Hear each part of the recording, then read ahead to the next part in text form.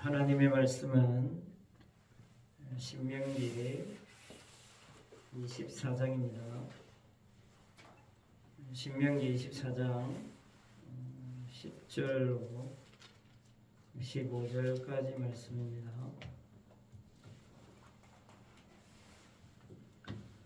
우리 말씀을 한 절씩 교독하겠습니다. 신명기 24장 10절입니다.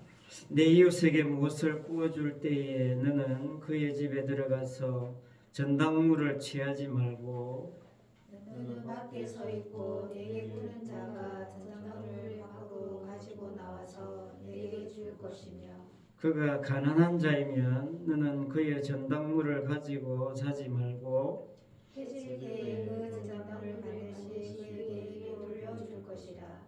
그리하면 그가 그 옷을 입고 자며 너를 위하여 축복하리니 그 일이 내 하나님 여호와 앞에서 오래 공동이 되리라.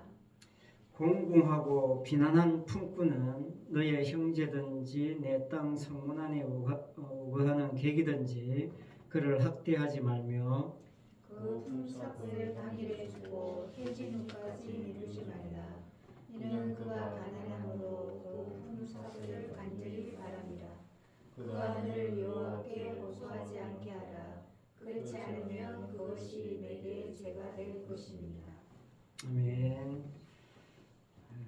여호와 앞에서의 의로움이라는 제목으로 오늘 말씀을 생각해 보려고 합니다. 오늘 말씀을 보면 전당물 이야기하고 있지요. 앞부분에서도 이야기한 겁니다.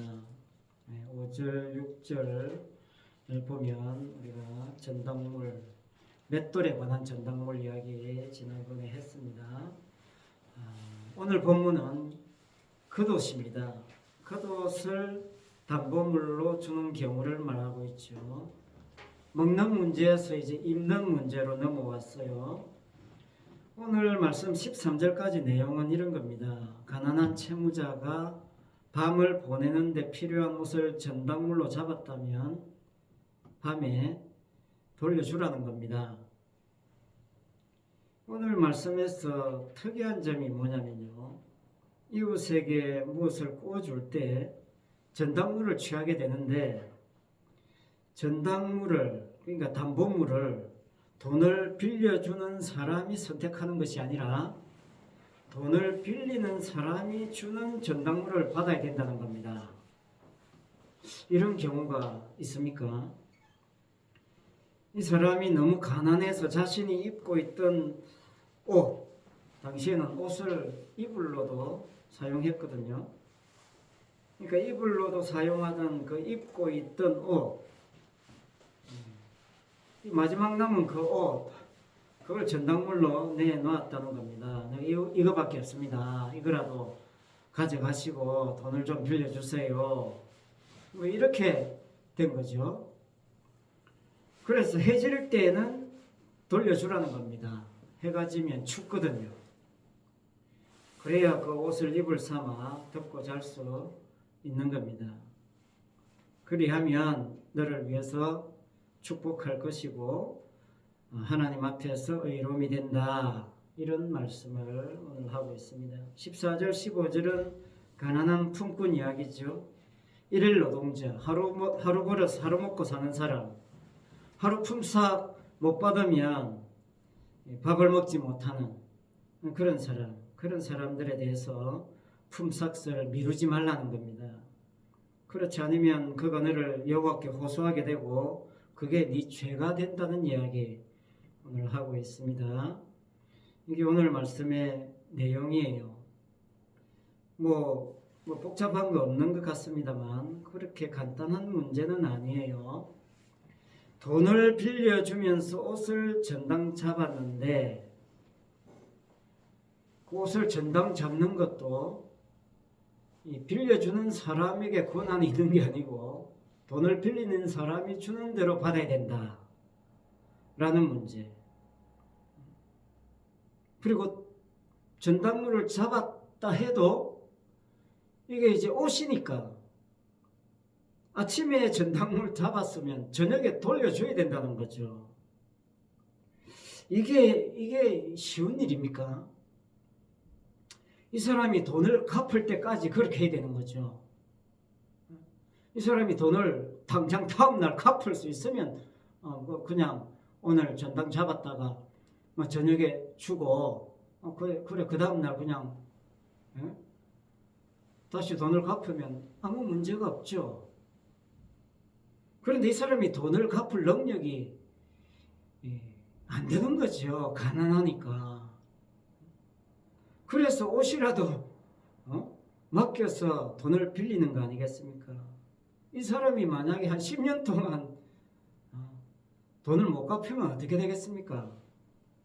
매일 아침에 옷을 전당 잡았다가 저녁에 돌려주는 일을 하루도 아니고 매일매일 그렇게 한다고 한번 생각해 보세요. 이게 할 수 있는 일입니까?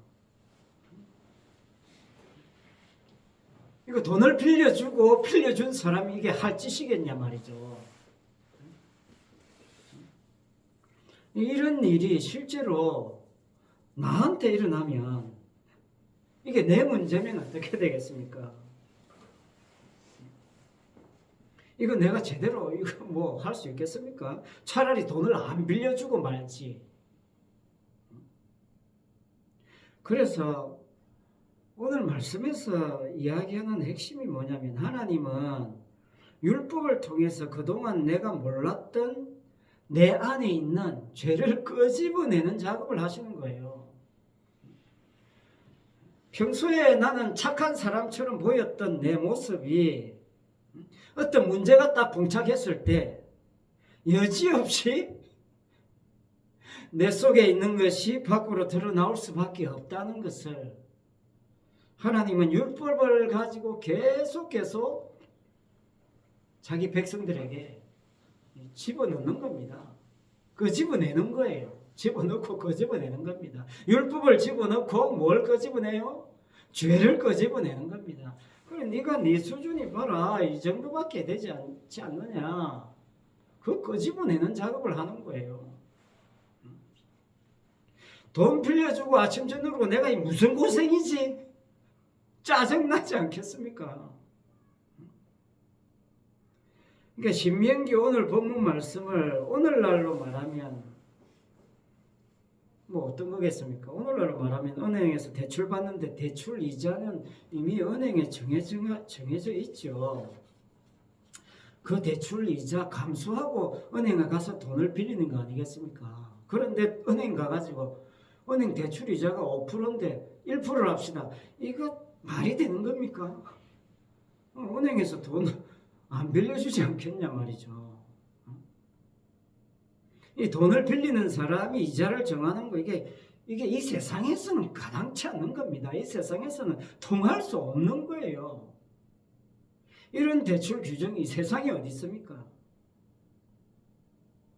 이 세상에는 그런 법이 없다는 거예요. 그러니까 하나님이 주신 법, 이 세상적인 기준으로는 절대 이해할 수 없는 겁니다. 해결되지 않는 거예요. 그러니까 하나님이 주신 법을 이 세상적인 가치 기준으로 뭔가 내가 지키고 해결하겠다. 안 되는 겁니다. 그러니까 오늘 말씀에서 옷을 전당물로 받았을 때 아침에 받았다면 저녁에 다시 돌려주라는 말씀은 뭡니까?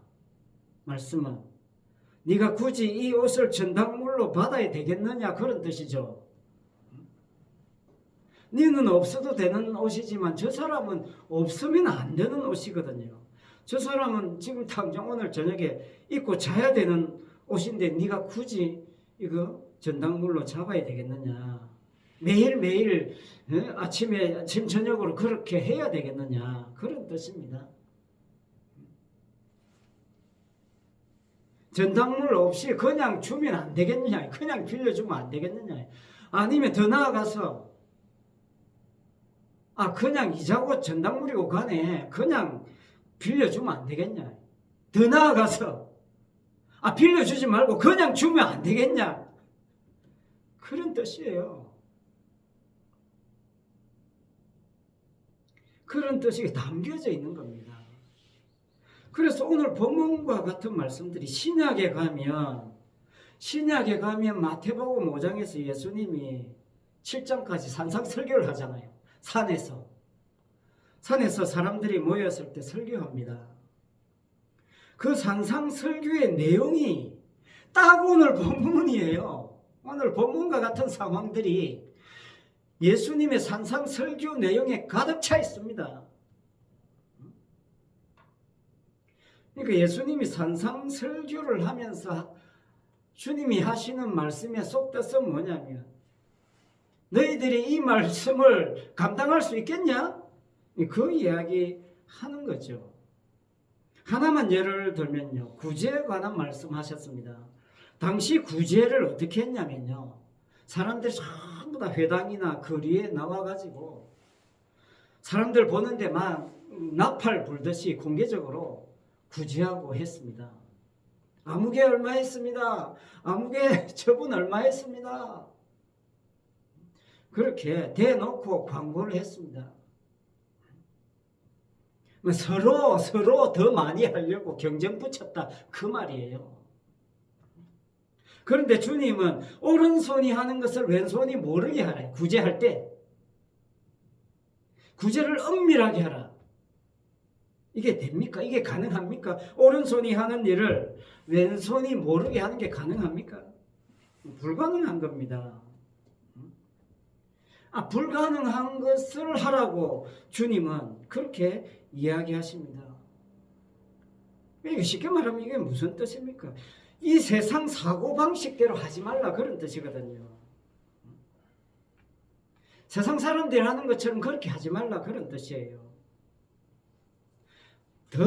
더 정확하게 이야기하면 나는 이 말씀대로 못 지킵니다 그런 뜻이죠. 나는 이 말씀대로 못합니다. 이 말씀대로 못하니 나는 뭡니까? 죄인이라는 뜻이에요. 말씀을 접할 때마다 나는 이 말씀대로 이 율법대로 못 지키는군요. 나는 죄인 중에 괴수입니다. 이렇게 가야 된다는 거예요. 그래야 제대로 말씀 지키는, 진짜로 그렇게 해야 제대로 말씀을 지키는, 말씀대로 사는 그 노선으로 가고 있다는 겁니다. 그런데 가짜 믿음, 가짜 신앙, 그건 뭐냐면요, 주님이 이렇게 불가능한 것을 이야기했어도 그걸 내가 지키겠다는 거예요. 내가 해내겠다는 겁니다. 그걸 증명해내겠다는 거예요. 그래서 더 기도하고 더 열심히 합니다. 그래서 어느 정도 막 그 결과를 만들어냈을 때 봐라 하나님이 역사하셔서 이렇게 됐지 않았냐 하면서 자기의 믿음 좋음을 증명해냅니다. 가짜예요. 그래서 주님의 그 산상설교의 마지막 결론이 뭐냐면요, 앞에서 이렇게 불가능한 것을 쫙 이야기해놓고 마지막 결론은 뭐냐면 주여 주여 하면서 주의 이름으로 자기 영광 챙기는데 바쁘더라는 거예요. 주의 이름으로 막 귀신 쫓아내고 주의 이름으로 막 권능을 행한 것을 자랑스럽게 간증하고 설교하면서 하나님이 은혜 주셨다고 난리더라는 거예요. 그런데 정작 주님은 뭐라고 하십니까? 나 네 누군지 모르겠는데, 그렇게 이야기하는 겁니다. 네가 내 이름으로 그렇게 큰 능력 행한다고 하는데, 네가 내 이름으로 그렇게 기도해가지고 교회 붕시켰다고 하는데 네가 누군지 모르겠는데, 그러더라는 거예요. 그게 결론입니다. 이게 제 말이 아니고 마태복음 7장 23절 마지막에 결론적으로 하신 말씀이에요. 그때에 내가 그들에게 밝히 말하되 내가 너희를 도무지 알지 못하니 불법을 행하는 자들아 내게서 떠나가라. 그러니까 산상설교는요, 누가 주의 이름으로 막 귀신 쫓아내고 권능을 행한다고 해도 제발 그런데 좀 신경 쓰지 말라는 거예요. 그런데 기웃거리지 말라는 겁니다. 그런데 관심을 가지지 말라는 거예요. 제발 그렇게 좀 살 수 없겠니? 그런 뜻입니다. 다시 말하면 반드시 내 이름으로 귀신 쫓아내는 인간들 있다. 반드시 내 이름으로 막 능력 행하고 막 은혜 끼친다고 하고 막 성령 받았다고 하고 막 그런 인간들 반드시 있다는 거예요. 그래도 그런데 신경 쓰지 말라. 그런데 미혹되지 말라는 겁니다.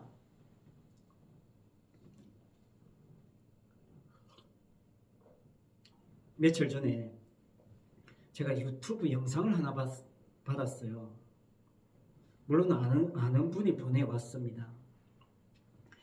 그 영상이 뭐냐면 그분이 보내면서 이렇게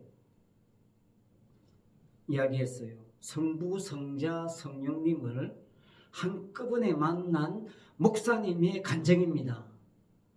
한번 꼭 들어보세요. 정말 중요합니다. 그 문자를 보는 순간 이거 뭐 들어볼 필요 없겠구나 딱 느낌이 왔어요. 그래도 뭔지 또 성부, 성자, 성령을 한꺼번에 만난 사람이 있다는 건 이것도 또 생소한 거거든요. 그래서 일부러 처음부터 끝까지 다 들어봤어요. 핵심은 그겁니다. 성부, 성자, 성령께서 자기에게 직접 오셔가지고 음성으로 자기에게 말씀을 했다는 이야기를 그 경험담을 쫙 이야기하는 거예요. 성부 하나님께서 이렇게 직접 말씀하신 그 흉내를 내요. 이상한 막 울리는 음성을 내면서 하나님께서 나에게 이렇게 말씀하셨다는 걸 왕왕왕왕 그리면서 이야기를 하고 자기가 그 경험하고 체험한 내용들을 쫙 이렇게 간증이라고 쭉 이야기합니다. 아주 자세하게 자기가 그 성부, 성자, 성령 하나님을 체험한 내용을 아주 상세하게 구체적으로 쫙 설명을 해주고 있습니다. 그 이야기를 그 간증이라는 걸 들으면서 참 안타까웠어요. 그걸 또 퍼나르는 그 사람이 난 더 안타까웠어요. 왜?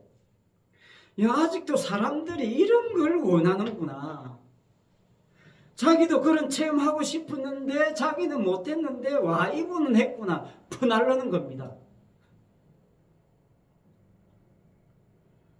성부, 성자, 성령님이 누구시냐면요.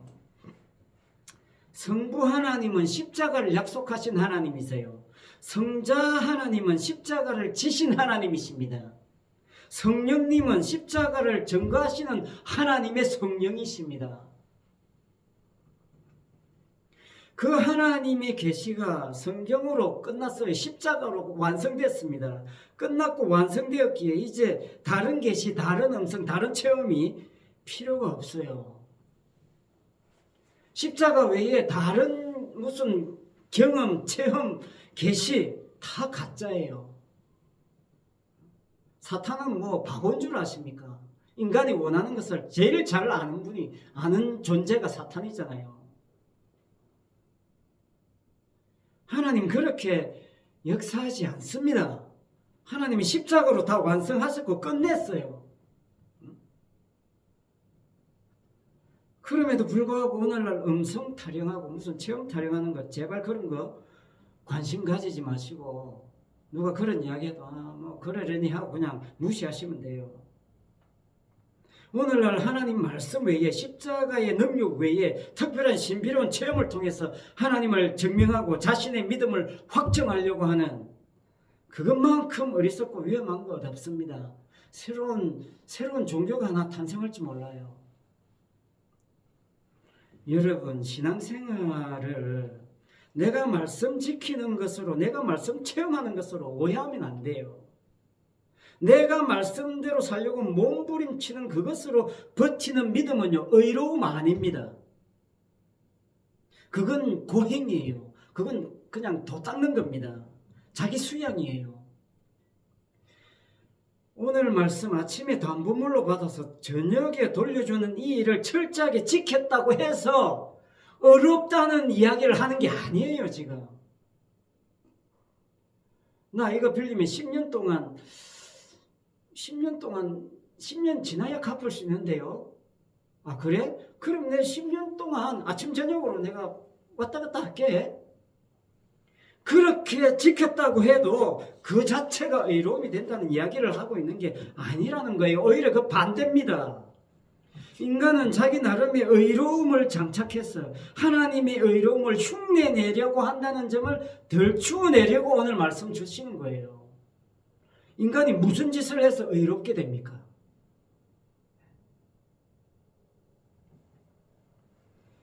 하나님을 제대로 만나는 체험을 하면요, 어떻게 되느냐면요, 그걸 누가 보여줬냐면 이사야가 보여줍니다. 이사야가. 물론 이사야의 그 체험도 구약이기에 가능한 거예요. 오늘날 신약이면 불가능한 겁니다. 없는 거예요. 구약 왜? 계시의 완성 단계가 아니고 계시의 진행 단계에 있기 때문에 보여주는 거예요. 신약에서 사도들에게 기적과 체험이 있는 것도 계시의 완성 전이기 때문에 보여주는 겁니다. 계시를 확증하기 위해서. 구약에서도 하나님을 제대로 만나는 사람은요, 자신의 체험 이야기를 간증하지 않아요. 대표적인 사람이 이사야입니다. 그래서 신약 성경 사복음서가 보면요, 공통적으로 이사야를 인용해요. 이사야 이야기를 합니다. 사도 바울도 이사야를 언급해요. 그만큼 이사야의 경험이 중요한 겁니다.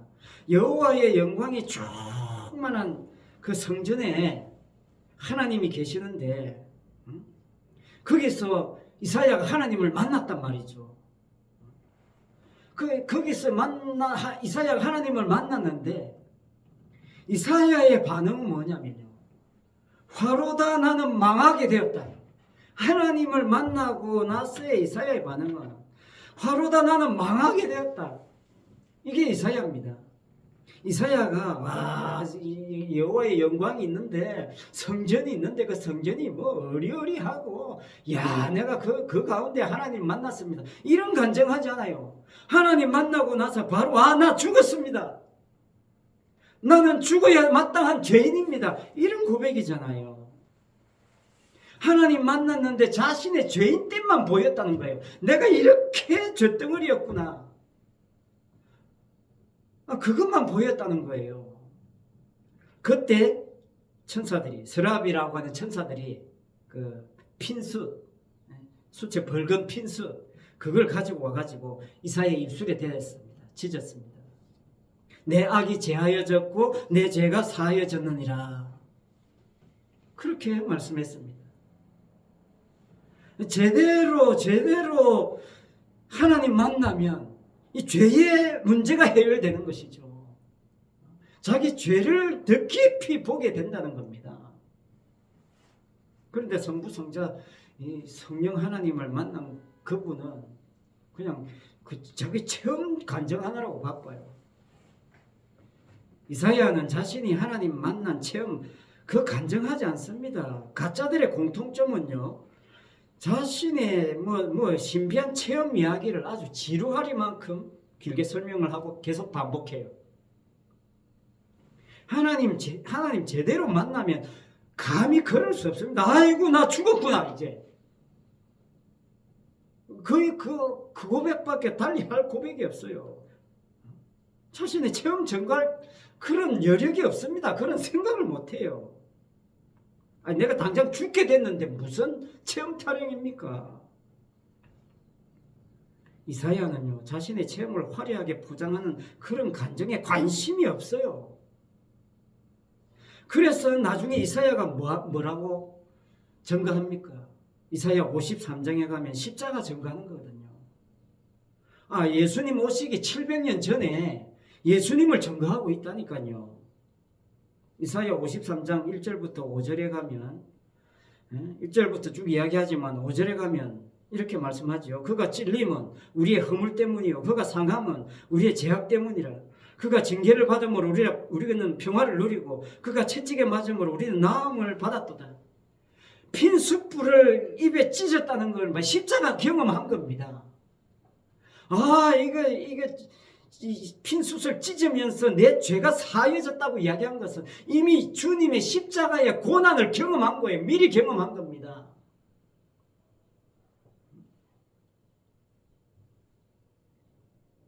6절에 우리는 다 양 같아서 그릇 행하여 각기 제 길로 갔거늘 여호와께서는 우리 모두의 죄악을 그에게 담당시키셨도다. 이사야는 장차올 메시아를 내다보면서 미리 앞당겨서 당시에 이스라엘이 멸망될 지경에 있었기 때문에 이사야가 멸망을 선포했습니다. 그래서 자기는 지금 이 시대의 메시아로서 마치 예수님의 입장에서 그들의 죄를 마음껏 고발하고 선포하는 거예요. 사람들이 좋아할 이야기를 하나도 하지 않아요. 선지자들은. 여러분 이렇게 하면 잘 될 겁니다. 이렇게 하면 복 받을 겁니다. 이렇게 하면 하나님 주실 겁니다. 잘해봅시다. 막 좋은 이야기를 하지 않아요. 멸망밖에 선포할 게 없습니다. 오늘 본문과 관련된 말씀이 마태복음 5장 예수님이 산상설교에서 42절에서 마태복음 5장 42절에서 이렇게 이야기했어요. 내게 구하는 자에게 주며 내게 꾸고자 하는 자에게 거절하지 말라. 이게 사실은 오늘 본문 이야기를 예수님이 이렇게 다시 재해석해서 말씀하신 거예요. 주의 말씀은 뭡니까? 구하는 자에게 주라는 거예요. 돈을 빌리러 온 사람에게 거절하지 말라는 겁니다. 주님은 담보물 이야기하지 않아요. 이자 타령하지 않습니다. 그냥 구하면 주고 꾸고자 하는 자에게 그냥 주라는 거예요. 이렇게 할 사람이 있습니까? 이 세상 가치 기준으로 이렇게 될 사람이 있어요? 없습니다. 그래서 저는 놀라운 게 우리 교회 화장실 공사를 한다는데 그 이야기 듣고 그냥 우리 교회랑은 아무 관계없고 일면식도 없는 사람들이 그 큰 돈을 헌금해 주셨다는 자체가 충격이잖아요.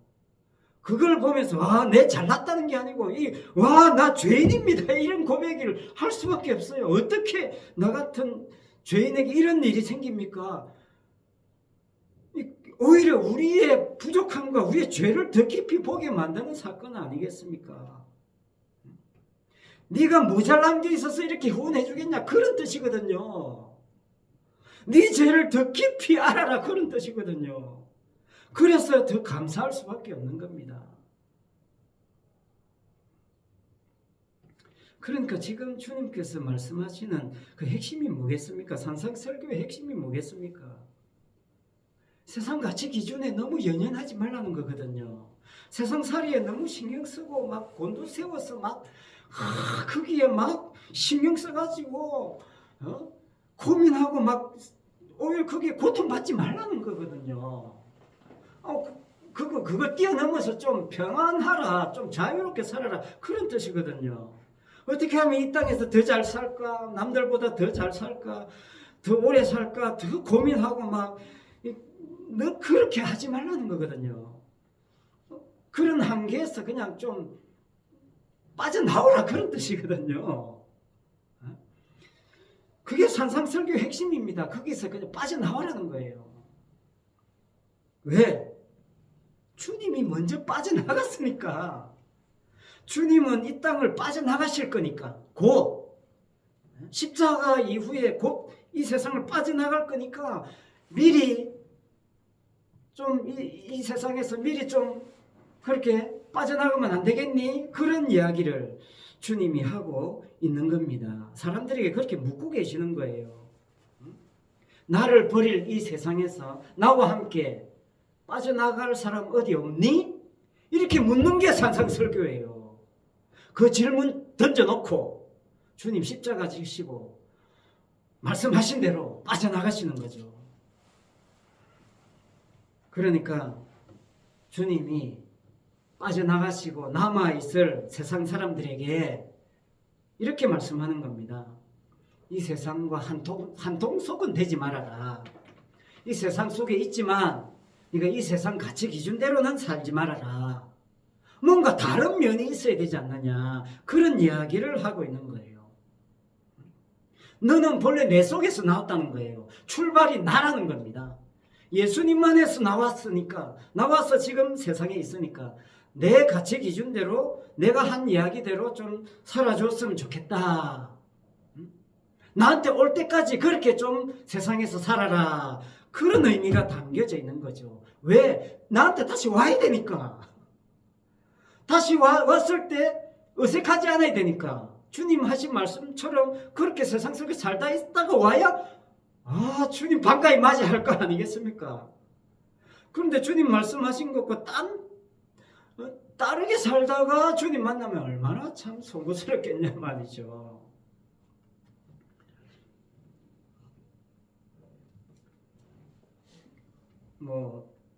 마라톤 이야기 잠시 하면요. 제가 좀 마라톤을 한 10년 됐잖아요.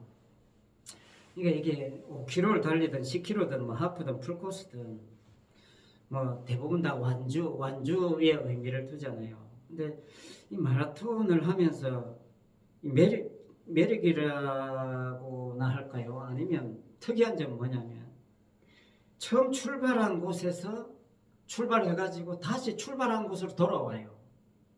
물론 안 그런 대회도 간혹 있습니다만 대부분 죽을 똥 살똥 달렸는데 처음 출발한 곳에 다시 왔어요. 그게 완주입니다. 그 처음 자리로 항상 돌아와요. 그 처음 자리가 어디냐면 여호와 앞입니다. 성도는 그 처음 자리가 여호와 앞이어야 된다는 거예요. 의로움이어야 된다는 겁니다. 처음 사랑이에요. 이사야가 여호와 하나님 앞에서 깨달았던 그게 처음 사랑입니다. 그게 화로다 나여 망하게 되었다. 나 죄인입니다. 이 처음으로 항상 돌아와야 된다는 거예요. 많은 사람들이 신앙생활을 하면서 이걸 놓치고 삽니다. 지난 시간에 사순절 이야기했지만요. 사순절 끝나면 또 다 십자가에서 또 멀어져요. 항상 1년 360일 하루 24시간이 항상 처음으로 돌아와야 되는 거예요. 화로다 나는 망하게 되었도다로 출발해가지고 거기로 다시 돌아와야 됩니다. 완주 메달에 그걸 새겨놔야 돼요. 망하게 되었도다 이걸 새겨놔야 된단 말이죠. 나 죄인이구나 이걸 새겨놔야 돼요. 나는 무슨 짓을 해도 아무리 의로운 일을 해도 난 죄인입니다 라는 것을 새겨야 그게 여호와 앞에 의로움이다 그런 뜻입니다. 바울이 그렇게 고백했지요. 디모데전서 1장 15절에서 나는 죄인 중에 괴수입니다. 예수 그리스도께서 누구를 구원하신다? 죄인을 구원하신다는 거예요. 그러면서 나는 죄인 중에 괴수입니다. 그렇게 고백을 했습니다. 그 처음 시작이 끝도 그 처음 시작처럼 되어야 된다는 거예요. 과정은 말할 것도 없죠. 그러면 과정은 더 말할 것도 없습니다. 진정한 성도의 그 신앙의 완주, 주님이 시작하신 거기서 우리가 출발했습니다. 주님이 시작한 곳에서 출발했어요. 어디서 출발했어요? 십자가에서 출발한 겁니다. 그런데 열심히 사람들이 달리다 보니까 그냥 세상 가치 기준으로 빠지고 세상에서 어떻게 하면 좀 더 떵떵거리고 살까에 빠지다 보니까 교회 나가도 이제 그 기준으로 축복 개념을 정립하고 그러다 보니까 처음으로 못 가는 거예요. 처음으로 다시 와야 되는데 안타까운 겁니다. 여러분 하나님 앞에서 의로움은요. 주님이 시작한 것에서 주님이 마치는 대로 가야 되는 거예요. 그게 의로움입니다. 십자가에서 시작했으면 십자가에서 완주가 끝나야 돼요. 그게 여호와 앞에서의 의로움입니다. 그 의로움 속에는 뭐가 있습니까? 나는 죄인입니다. 이 고백 외에 나는 죄인 중에 괴수입니다. 이 고백 외에 달리 드릴 고백이 없음을 아는 사람, 그 사람이 신앙의 삶을 제대로 사는 사람이고 신앙의 완주, 인생의 완주를 제대로 하는 사람입니다. 처음 출발한 곳에서 다시금 그 십자가에 출발해서 다시 십자가로 돌아온 하나님 앞에서의 의로운 인생, 그게 바로 성도이고 그 성도가 바로 저와 여러분이 되었으면 좋겠습니다. 기도하겠습니다. 아버지 하나님, 우리가 처음 출발은 참 잘합니다. 십자가에서 잘 출발했는데 많은 사람들이 부활을 지나고 이제 자기 삶이 자기 원하는 곳으로 흘러가는 경우가 얼마나 많은지 모릅니다. 이제 내가 구원받았으니 이제 내가 주님의 이름으로 내가 큰 능력을 행하리라, 그렇게 해서 그냥 십자가에서 멀어지는 그런 어리석은 인생을 살아가는, 신앙의 삶을 살아가는, 그것을 또 바라보면서 부러워하는 어리석은 인생들이 얼마나 많은지 모릅니다.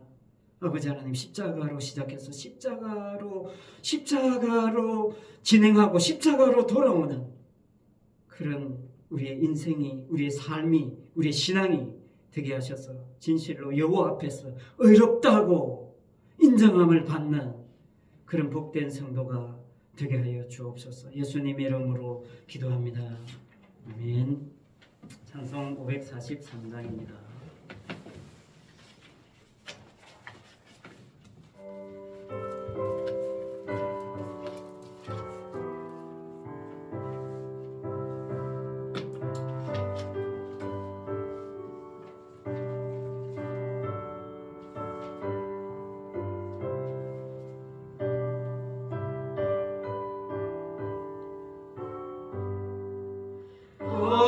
어려운 일 당할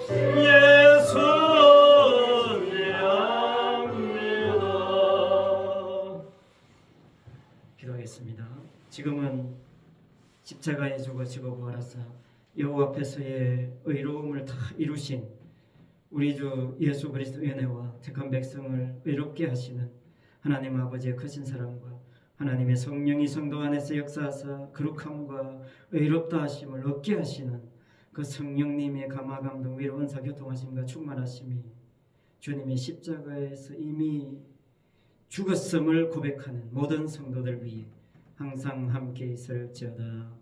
아멘.